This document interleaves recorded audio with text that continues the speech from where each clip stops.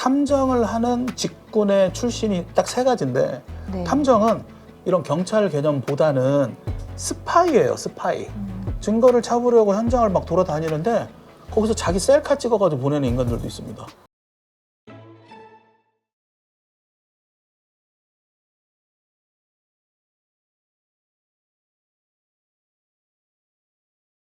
네, 이번에는 그러면 좀 우리 탐정님이 오셨으니까 탐정 의뢰에 대한 좀 전반적인 질문들 이제 이런 것들을 좀 해보고자 합니다. 가장 궁금했던 부분이 이런 거죠. 탐정을 찾는 사람들은 어떤 이유로 의뢰하는 경우가 많은지 뭐 많잖아요. 뭐 외도, 뭐 그쵸. 산업 기밀 뭐 이런 것들이 있는데 가장 많은 부분은 어떤 걸로 의뢰 많이 오나요? 일단 우리 자녀들 많이 키우시는 부모님들이 보시면 이해가 쉬운데 학교 선생님이 경찰이면 학원이나 과외 선생님이 탐정이에요. 경찰은 내 사건에 집중해 주지 않죠. 공공 서비스니까. 그런데 학원이나 과외는 내가 돈을 지불하면 내 사건에 집중해 줍니다. 그래서 일반 경찰이나 어떤 형사들은 공공의 어떤 사건들을 처리하지만 탐정은 내가 돈을 지불하면 내 사건에 집중해서 사실관계도 파악해주고 탐문도 해주고 수사도 해주고 조사도 해주고 이런 방식이고 공권력, 즉 국가에서 해주지 못하는 부분들, 사각지대 그런 부분들에 대한 의뢰가 가장 많습니다. 형법의 241조가 간통죄라는 게 있었어요. 네. 배우자가 불륜을 하면 경찰에 신고하면 경찰이 출동해서 모텔 들어가서 급습도 하고 감옥도 보내고 했거든요. 네. 근데 간통죄가 없어졌어요. 형법상에 간통죄가 없어졌기 때문에 내 배우자가 바람을 펴도 전과를 만들 수가 없어요. 감옥에 보낼 수도 없고. 그러니까 네. 민사소송만 할 수 있는데 그렇기 때문에 경찰을 불러도 경찰이 안 옵니다. 그럴 때 탐정을 부르는 거예요. 그래서 증거를 잡아주세요. 내가 저 상간 여자 또는 남편을 상대로 이혼소송이나 위자료 청구 소송을 해야 되니까 그러한 증거를 잡아주세요. 아니면 실제로 외도를 하고 있는 게 맞는지 그런 부분들에 대한 의뢰 또는 아까 말씀드린 대로 뭐 장성한 아이가 사라졌다. 실종이 됐다. 아니면 뭐 부모님이 또는 뭐 어르신이 유서를 써놓고 가출을 했다. 뭐 여러 가지 경우가 있거든요. 네. 경찰에 신고를 했는데 경찰이 정말 디테일하게 그 사건에 집중하기는 쉽지 않거든요. 그 골든타임이라는 게 또 있으니까. 네. 24시간, 48시간 안에 발견하지 않으면 또 2차 사고가 나니까 그런 경우에는 경찰에 신고는 하되 탐정한테 또 비용을 지불하고 의뢰를 하는 거예요. 그러면 우리가 의뢰인하고 실시간으로 계속 긴밀하게 소통을 하면서 뭐 추정되는 지역은 어디인지 뭐 원하는 대로 계속해서 커스터마이징을 하죠. 그래서 뭐 외도 증거 찾기, 민사 증거 찾는 거, 네. 그다음 실종자, 그다음에 사기를 엄청나게 고액을 쳐놓고 해외로 도망가는 애들이 있거든요. 우리나라에서 경찰에서 이제 수배 이렇게 불러다가 조사를 하려고 해도 안 오는 거야 계속 막 출석을 안 하고 네. 그런 사람들은 피해자들이 변호사와 함께 저한테 이제 의뢰를 하는 경우 있죠. 자기네들이 십시일반 비용을 대서 뭐 베트남 어딘가로 지금 떴으니까 가서 소재를 좀 파악해달라. 그래서 캄보디아나 베트남이나 이런 데 가서 실제로 소재 파악도 하고 네. 그러니까 가출자, 실종자 찾고 그런 뭐 여러 이유들이 많네요. 맞습니다. 그러면 이런 이제 의뢰하시는 의뢰인들 중에서 좀 자주 느껴지는 공통점, 뭐 특징, 어떤 유형의 사람들이 좀 많은지 좀 이것도 좀 정리가 좀. 딱 두 가지를 딱 얘기해요. 탐정을 딱 찾아온 분들은 첫 두 번째 가지요? 네, 딱 공통적으로 얘기하는 말이 있어요. 제가 지금까지 살면서 이런 일이 제 인생에 있을 줄 몰랐어요. 이 얘기를 합니다. 첫 번째. 그다음 두 번째는 뭐 남편이 바람을 펴. 근데 이거 친구들한테 얘기 못 하거든요. 얘기해봐야 속으로. 네. 그래서 두 번째는 이 얘기를 주변 사람들한테 아무한테 뭐 탐정님한테만 해요. 두 가지 얘기를 해요. 이런 일이 일어날 줄 몰랐어요. 이 얘기를 아무한테도 할 수가 없어요. 그래서 법률적으로 따지면 매우 심신미약의 상태이죠. 심신미약의 상태. 그러니까 하늘을 봐도 뭐 동서남북 뭐 어디도 답을 찾을 수가 없을 때 탐정을 찾아옵니다. 그렇구나. 그러면 또 저희가 그런 일이 생기지 않으면 제일 좋겠죠. 저에게 그런 일이 일어날 줄 몰랐어요. 아무에게도 말을 못 하겠어요. 이런 일이 안 생겨야 되지만 혹시나 의뢰할 일이 생겼다라고 했을 때 미리 좀 준비를 해두면 좋은 그런 정보나 자료, 뭐 팁들이 있을까요? 옛날엔 탐정에 대한 자료가 없었는데 지금 유튜브를 치면 탐정한테 의뢰할 일이 생겼을 때는 대부분 변호사를 만날 일하고 겹쳐집니다. 대부분. 예. 탐정은 보통 증거를 잡아야 되는 거거든요. 그 다음 실제 여부를 가서 눈으로 확인하는 일을 해요.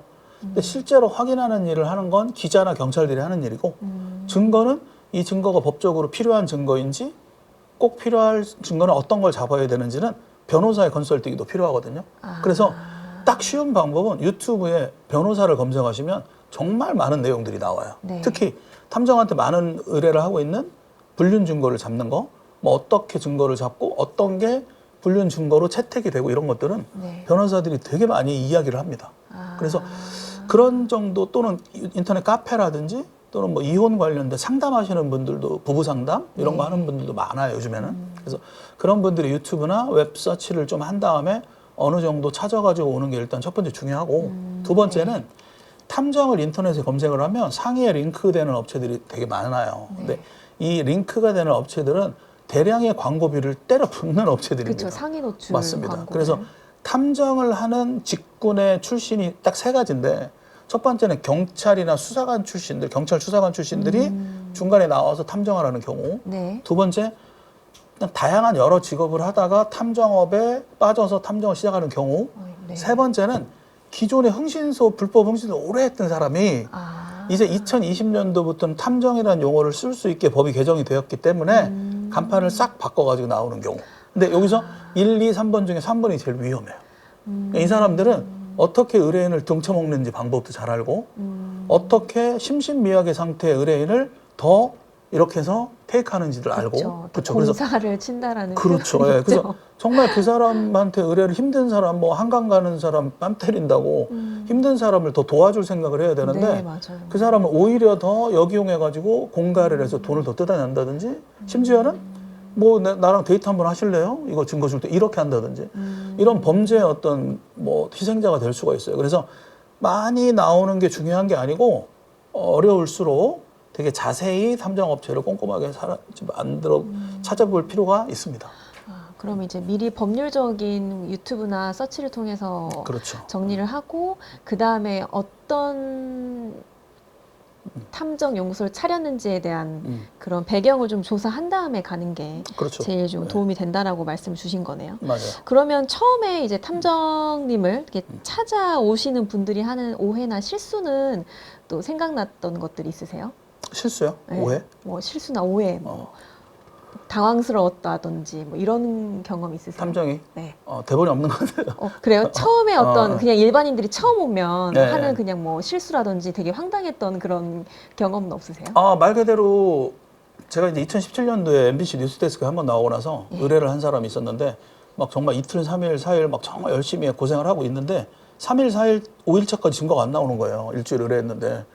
그래서 저는 이제 한 9분응선 정도에는 한꺼번에 나올 수 있겠다라고 진행을 하고 있는데 저한테 딱 의뢰인이 만나자고 해서 딱 하는 소리가 아니 TV에 나온 탐정이라고 해가지고 뭔가 쇼킹한 게 있을 줄 알았더니 별거 없네요 이러는 거예요. 그래서 좀 상처를 받았죠. 그래서 의뢰인이 정말 슈퍼맨만큼의 기대감을 갖고 많은 걸 요구하는 의뢰인도 있고 또 정말 상상할 수도 없는 사건들을 이야기하는 경우도 있어요. 네. 그런 경우는 좀 당황스럽죠. 그런 오해일 수 있겠네요. 그러니까 탐정이시니까 우리가 생각하는 인간의 어떤 한계를 그렇죠. 넘는 무언가를 더 해결해 줄 수 있을 거라는 맞아요. 그런 막 엄청난 신뢰를 가지고 오시는 분들이 그렇죠. 계실 수 있겠네요. 좀 당황스럽죠. 그럼 진짜 당황스러우시겠네요. 그렇죠. 같은 사람인데. 그렇죠. 네. 그래서 아까 살짝 말씀을 해주시긴 하셨어요. 탐정을 하시는 분야 백그라운드도 세 가지 정도가 있다. 네네네. 근데 이제 처음에 수사기관이나 뭐 경찰 출신 뭐 이런 분들이 하시는 탐정이 있고 흥신소 출신의 탐정이 있다라고 하셨어요. 근데 그 두 가지가 가장 좀 극과 극이라고 생각이 들거든요. 네, 조금 그렇죠. 더 구체적으로 차이점을 말씀을 해주신다면. 일단 경찰 출신이면 경찰이 흥신소 업자를 조사받고 피조사 관계였는데 나와서 탐정 업자로 만날 수 있는 거죠. 사기 집단이라고 말할 수 네, 그렇죠. 있을까요? 너무 잘하는 거죠. 그래서 탐정이 경찰 출신 탐정들은 사람을 많이 접해보지 않습니까? 예. 조사도 많이 해보고 다양한 사람들. 네, 다양한 수법이나 이런 걸 많이 알고 동물적인 감이 굉장히 강하단 말이에요. 네. 그래서 촉이 많이 발달하니까 조사 기법이나 이런 게 굉장히 뛰어나요. 경찰 출신들이. 단점은 네. 민원인 상대를 잘 못해요. 탐정도 서비스업이거든요. 변호사처럼. 내가 변호사를 만났는데 변호사가 굉장히 권위적이면 가기 싫잖아요. 뭐 변호사가 한두 명이야? 이런 생각할 수 있죠. 근데 약간 이 고소인을 대하듯이 뭐 피해자를 대하듯이 이런 느낌이 아직은 이 경찰의 이런 때를 빼는 게 오래 걸리더라고요. 제가 탐정 협회를 해보면. 네. 그리고 흥신소 출신들은 기술적인 부분들은 매우 뛰어날 수 있어요. 증거를 잘 찾아낼 수는 있어요. 하지만 이걸 가지고 장난질을 칠 확률이 높다. 증거를 일주일 만에 잡았는데 일주일 더 해보면 나올 것 같아 이렇게 거짓말을 친다든가 아니면 뭐 이거 말과 다르게 추가적인 비용을 요구한다든가 네. 이거 진짜 뭐 이거 진짜 이거 재산 분할에 엄청난 영향을 줄 수 있는 중요한 자료인데 500만 원 더 주세요 이런 식으로 말이 달라진다든가 이런 짓거리들을 할 수가 있다. 예. 그렇죠. 그래서, 대신 이제 뭐 여러 가지 다른 직업의 사람들 오히려 뭐 기자 출신이나 네. 아니면 사업을 오래 했었는데 굉장히 활동적인 사람들 내가 뭐 형사가 되려고 했는데 사업을 했던 이런 사람들 중에도 탐정하려는 사람 되게 많거든요. 그래서 탐정제가 우리나라에 이제 도입이 되면 경찰 출신이 하는 것보다는 민간인 출신에서 많이 하는 거를 저는 우대해요. 왜냐면 그게 사실은 일자리 창출에 훨씬 더 많은 기여를 한다고 생각해요. 그래서 여러 가지 휴민트라고 하는데 인적 네트워크도 많이 있고 사회생활 하면서 네. 경찰보다는 훨씬 더 많은 넓은 네트워크의 스펙을 자랑하거든요. 그렇죠. 다양한 스펙트럼. 그렇죠. 그러면서 조사 기법이나 어떤 관련된 법이나 이런 부분들을 습득을 하면 뭐 엄청난 그 역량 있는 탐정들이 많이 배출될 수 있어요. 그래서 혹시나 네. 저희 구독자 여러분들이 이 탐정님의 말씀을 들으시고 네. 조금 이런 부분을 잘 선택하실 수 있게 그런 좀 바람을 가져보고요. 네. 그럼 이런 것도 궁금해요. 법적으로 허용된 그 탐정님의 활동 범위 그리고 의뢰인들이 또 반대로 절대 요구해서는 안 되는 일 이런 것들이 있을까요? 자, 탐정은 이 한자어로 탐정이거든요. 한자어로. 근데 이 탐정이 사실 일본 말에서 왔어요. 네. 일본 말에 단떼에서 왔어요. 단떼. 단떼. 예. 근데 이 단떼는 영어에서 왔어요. 디텍티브. 디텍티브. 예, 디텍티브가 형사? 경찰이나 형사, 탐정을 아우르는 말이거든요. 예. 이 디텍티브라는 영어를 일본 사람들이 단떼, 염탐할 탐을 써서 한자어를 만든 거예요. 그래서 단떼가 된 거고 예. 이걸 한자로 그대로 가서 쓰고 있는 게 탐정인데 말은 얼핏 보면 되게 멋있어요. 예. 예, 멋있는데 멋있어요. 민간인하고 똑같습니다. 탐정은요 어떠한 수사권도 없습니다. 임병수 탐정이 탐정에 그냥 탐정인 거예요. 그럼 어떤 권한이나 수사권도 없습니다. 오히려 정보를 수집하는 데 있어서 위치정보법이라든지 네. 개인정보보호법이라든지 정보통신망법이라든지 이러한 법들을 위반할 소지가 훨씬 더 많은 사람들이에요. 그렇겠는데요. 맞습니다. 우리가 네. 스파이나 간첩이나 전쟁 중에 밀정이나 염탐꾼이나 세작 이게 같은 말이거든요. 네. 탐정은 경찰처럼 국민들을 막 보호하는 이런 가드 이런 경찰 개념보다는 스파이예요. 스파이. 즉 정보원. 네. 국가정보원에서 일하는 사람은 국가를 위한 스파이 활동을 하지 않습니까? 네. 우리는 민간정보원이라고 보시면 돼요. 그러니 얼마나 위험하겠습니까? 우리가 한국에서 북한에 저를 스파이로 보내면 북한으로 북파된 스파이가 얼마나 우리나라의 국익에 도움을 주는 영웅입니까? 그렇죠. 그러나 북한 입장에서 볼 때는 때려 죽일 놈인 거예요. 그렇죠. 간첩인 거예요. 네. 그런 거하고 똑같은 거예요. 탐정을 고용을 하면 탐정이 저한테 꼭 필요합니다. 억울한 의부증으로 몰리는 저를 억울한 걸 해결해 줄 수 있는 정말로 소중한 사람이에요. 그렇죠. 그러나 네. 조사 대상자 입장에서는 사생활을 침해당할 소지가 높은 직업이란 말이에요. 그래서 이게 굉장히 위험한 직업입니다. 그래서 법률 공부를 정말 많이 해야 되고 네. 이 법을 어떻게 지키면서 또는 때로는 어떻게 살짝 피해가면서 이런 부분들을 알아야 피해가지 않겠습니까? 네. 그래서 법적인 부분들 이런 부분들에 대한 능력도 있어야 되고 또 기술적인 부분 조사 기법적인 능력도 있어야 됩니다. 그러니까 이런 부분들을 모르고 의뢰인들이 저쪽 불법 흥신소 몇십 년 한 탐정한테 가가지고 뭐 해주세요 그러면 예, 다 됩니다. 뭐 붙이고 따라가고 뭐 이러다 보면 여기는 교사범이 돼요. 그거를 요청한 문제가 발생이 됐을 때 의뢰인은 교사범이 돼요. 그러니까 그런 부분들을 법적인 부분들을 정말 잘 설명할 수 있는 탐정을 만나셔야 됩니다. 그리고 그런 것들을 무리한 요구는 또 하시면 안 되고. 진짜 쉽지 않은 것 같아요. 쉽지 않습니다. 이게 네. 법을 지키면서 모든 법을 지키면서 알 수 없는 근거들을 찾아내는 거. 맞습니다. 예. 그래서 셜록 홈즈가 보면 네. 아파트 창문을 열고 커튼을 쫙 열고 살짝 들어가요. 막 이렇게 들어가서 사진도 찍고 이렇게 하고 조용히 막 나오거든요. 주거 침입입니다. 형법상 그렇죠. 주거 침입입니다. 아, 예, 그런 법적인 부분들 알아야 되는 거죠. 예. 그런 관찰력이나 그런 그렇죠. 추리력 이런 것들이 더 있어야겠네요. 그 오래 하면 많이 생겨요, 그거는. 그렇죠. 이게 예. 약간 이제 자동으로 이게 이렇게 쭉 맞습니다. 메커니즘이 갈 것 같은데 그러면 조금 비슷한 질문입니다. 요 네. 탐정을 고를 때 음. 여러 가지 아까 중요한 조건들을 말씀하셨어요. 네. 가장 중요한 기준은 뭐라고 생각하세요? 네이버나 이런 데다가 엄청난 돈을 뿌려가지고 광고를 하고 뭐 경찰 출신이다, 경찰 출신의 사진도 올려놓고 여러 가지 협회다 막 진짜 있어 보이게 딱 해놓고 나서 네. 의뢰를 딱 하면 실제 현장은 다른 사람이 들어가는 경우가 있어요. 아. 하청을 주는 거예요.